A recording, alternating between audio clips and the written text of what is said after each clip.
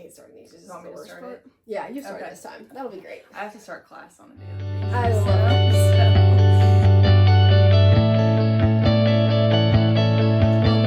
Welcome back to Diaries. I'm Elizabeth. And I'm Kayla. And today we'll be going through our fall knitting plans. More importantly, today we're in person. We are. We are together physically in person, which is fantastic. Elizabeth is here visiting me in Texas from Colorado for the weekend, and we've had the best time. Yeah, it is hot though. It is still hot, although it feels cooler to me. Yeah, because I know it's been hotter really nice than what it's been, but yeah.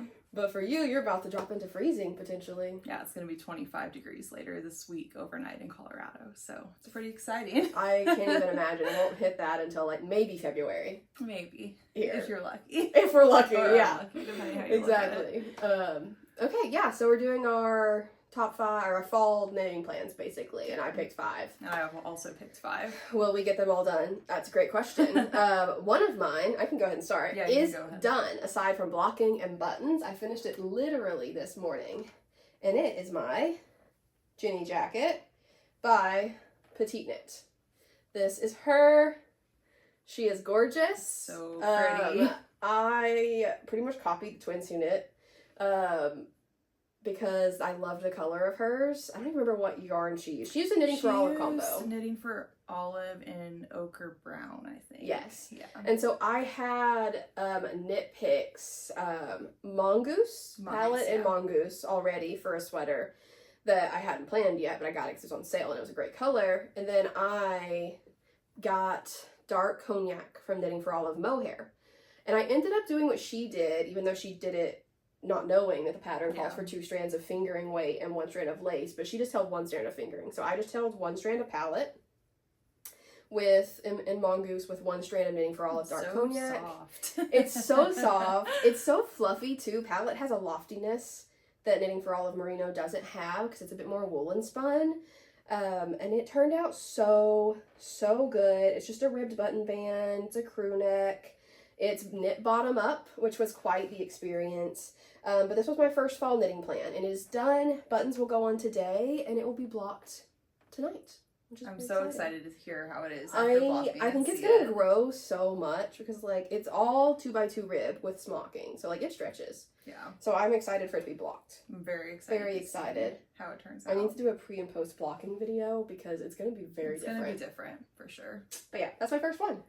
So I'm wearing my first one because I think I cast it on like at the first start of like the fall semester, and it is, I just couldn't resist waiting anymore. Oh, so pretty. But it is the Port cardigan from Ozetta, and I used 1 strand of Knitting for Olive Merino in the color Bordeaux, held with their soft silk mohair in Bordeaux. It's so stunning. The drapiness and the fact that the 2 held together does make a DK, because it just doesn't seem like it would. Yeah, so this was my first time knitting with the Knitting for Olive Merino with the soft silk mohair, and I was really surprised how thin like that combination looks when you're like actively knitting with it.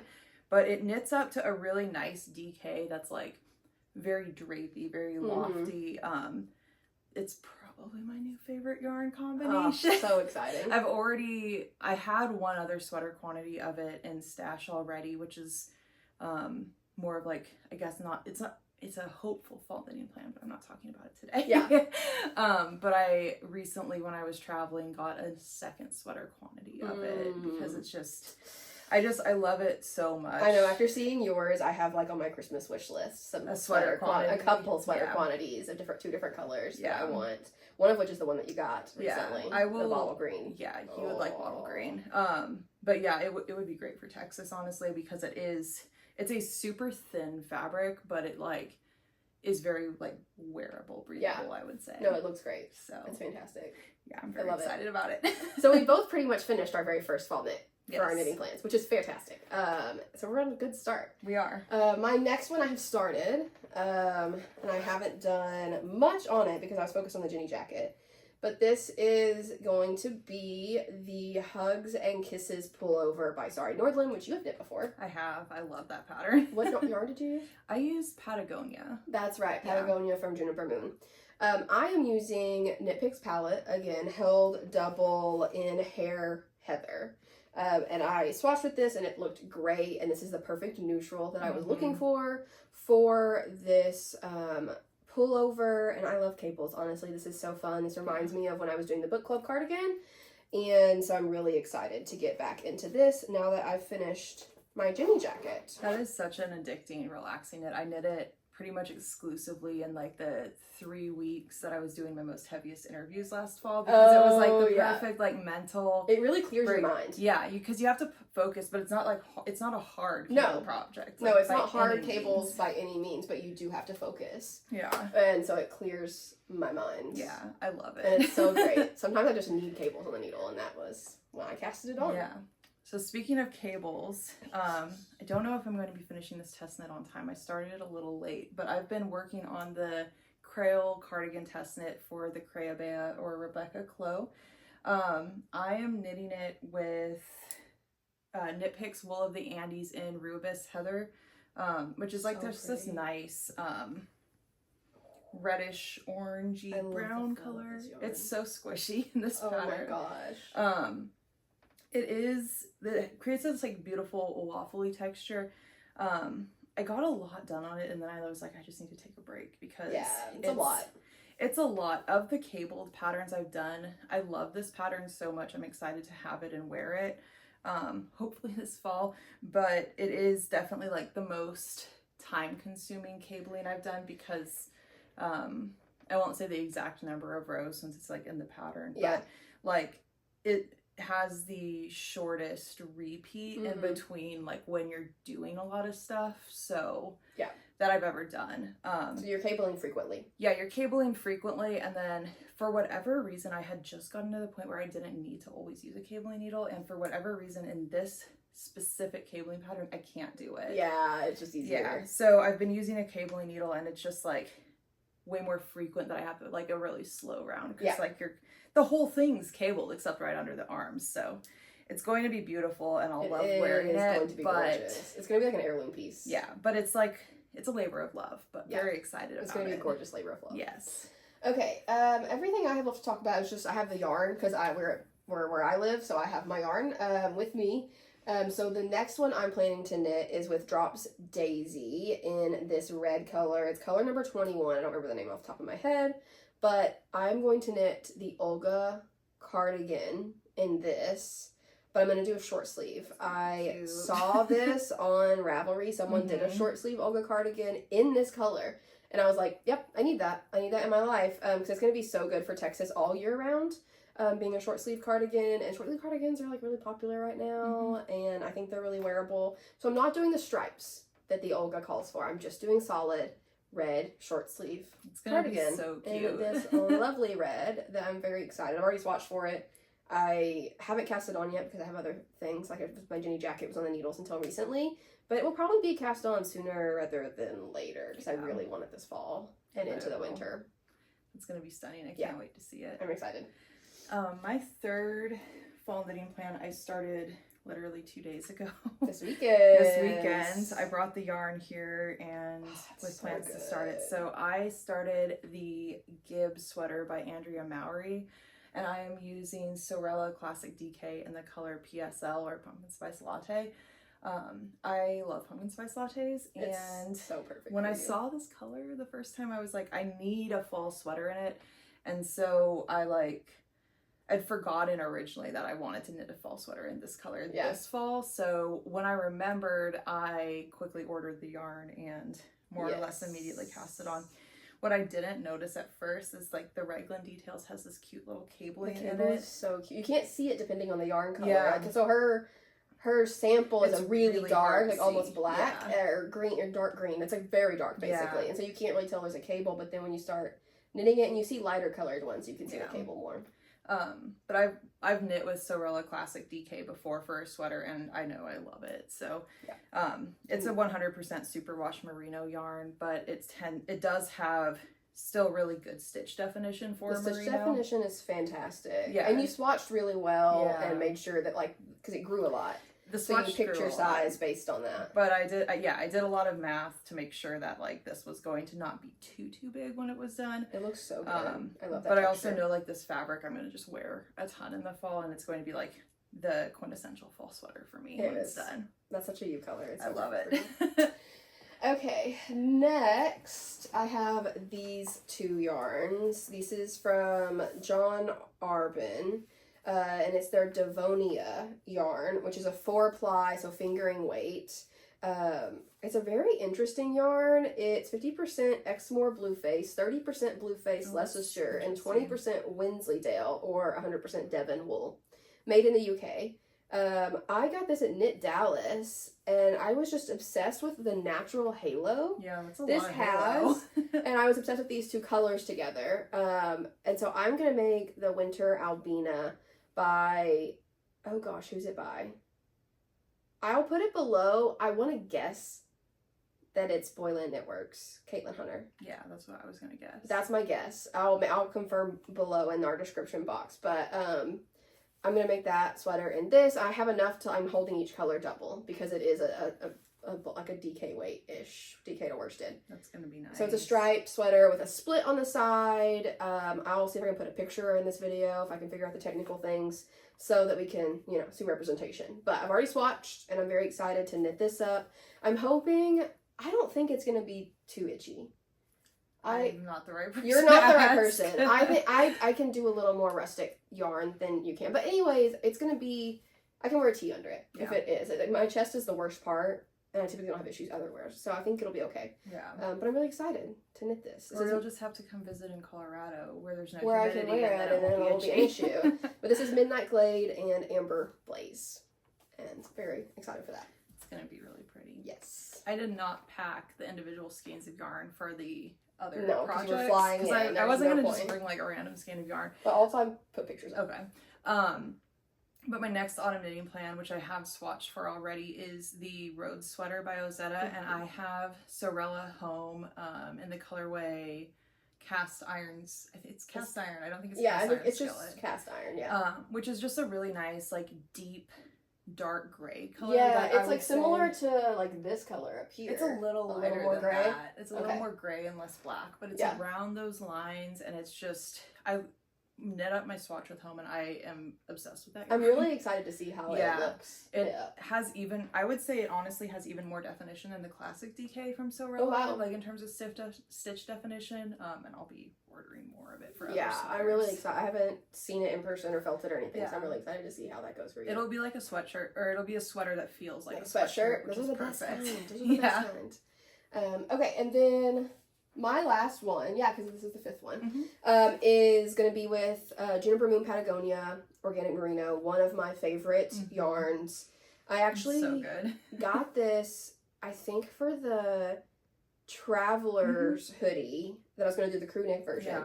But then I was on Ravelry, as I am most days now, and I saw this project. It was the Oslo sweater by Petite Knit, which is, people are calling a dupe for one of the Baba sweaters that are really popular and expensive. And she knit it in this yarn. And so it was this like dark green, olivey, like oversized drop shoulder sweater with like a mock neck. And it was gorgeous. Really and like the perfect like basic oversized sweater that just looked chic though still. Yeah. And I was like, no, I have to now use this yarn for that. I have to do that. So I am not going to do the Traveler's Crew by Andrea Mowry. I'm going to do the Oslo sweater by Petite Knit in this yarn. This color is Seaweed. So it's kind of hard to tell in certain lights. It can pull like gray or black. Like a gray-y but green. It is a green. Yeah. It's just like a very dark marled green that can pull a little gray in certain lights. But I just think it's going to be really fantastic. Pretty. And I love this yarn so much. It's so lightweight because it's woolen spun. So this sweater's going to be perfect for Texas. That's going to be really good. The color reminds me kind of Snoqualmie from Explorer Knits and Fibers, which is my all-time favorite. It is your favorite yarn color ever. But yeah, so those are my fall knits, and you have one more. And then my final fall knit is the Augustins Northern #1, and it's going to be it's the one with like the bow detail. I'm hoping it's going to be my Christmas sweater this year. I bought Cascade Superwash Merino 220 in 2 different colors. I cannot remember the names off the top of my head. We'll put them below. But one's like a beigey cream, and the other is, I know the red is Christmas red. Yeah, so perfect. I got Christmas red for the bows and then the beigey cream. Every time I look at them in my stash, I'm like, I really hope I chose a good beigey cream, because seeing it in person versus like what the Cascade picture was not quite what I was going for. But I think it will be okay. Yeah. But fingers crossed I can do that before Christmas. I love those yarns though. That yarn is great. Yeah, it's I've a used good it for one. a lot of different things. I think that's what my in sweater is in. Yeah. So. Yeah, that'll be really good. Yeah. Yeah. So we have a lot of garment knitting plans for the fall, and this isn't even including like accessories that we'll be working on. You're working on a hat right now. I'm working on some Christmas gift accessories. We're both working on other projects, but these are our main fall knitting plans that we would really like to get done this fall, or like by the end of the year. By the end of the year. By the end of the year, yeah. And then, yeah, we'll have updates throughout, more podcasts, though virtually. I think we won't see each other again until January. Yeah, but we'll have extra, like back to our regular podcasts. Yeah, like once a month is what we're hoping to stick to now going forward. That we've got it figured out with the virtual. And then maybe some bonus ones sprinkled in, like a little like winter knitting plans. Knitting plans, yeah. Or if we have like yarn hauls or something like that. We are headed to Dallas today to go to Knit Dallas and go to McKinney Knittery, my two favorite yarn stores. They're up there for me as well. Yeah. I've been to a couple. I haven't been to the ones that you have that are also your favorite, like in the Seattle area. Yeah, La Mercerie and what's Tea Cozy Yarn Shop in the Seattle area. I've never been to really those yet, good. But McKinney Knittery and Knit Dallas are definitely in the top 5 for me. Those are my two favorites of what I've been to, and so we're headed there today. So I'm hoping to film some footage of the yarn stores and do like a little like Dallas yarn tour. Dallas yarn video. tour mini haul maybe. Yeah. But that'll be fun. Yeah. All right. Well, thanks for joining us for our fall knitting plans, and we'll be back sooner rather than later with our next podcast episode. Well, thank you so much for joining us today, and we hope you have a good one, and hopefully we'll be back soon. Yeah. Bye. Bye. All right. We are back with our Dallas yarn haul. We mentioned we were going to some Dallas yarn stores today. We went to McKinney Knittery and Knit Dallas, and we bought some things. Yarn. Lots of yarn. Okay. Do you want to start? Sure. I'll start with what I got at Knit Dallas first. So I got a couple balls of these to make a stick season beanie for my partner. I did Sunday in Bristol Black, which is this like really nice dark gray. It's a really great gray. It's honestly the same like as cast iron. Yeah, for the road sweater. Keep sweating. Little hat, little sweater combo. Yeah. You can also just borrow his hat too. Yeah, and have a matching set. Yeah, get a matching set. Do you want me to do another? Yes. Okay.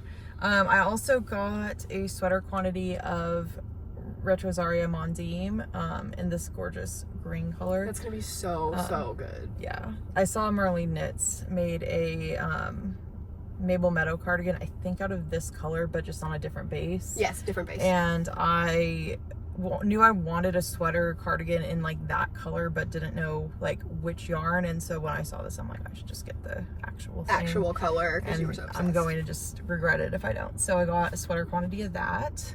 And then Knit Dallas, I got yarn at Knit Dallas as well.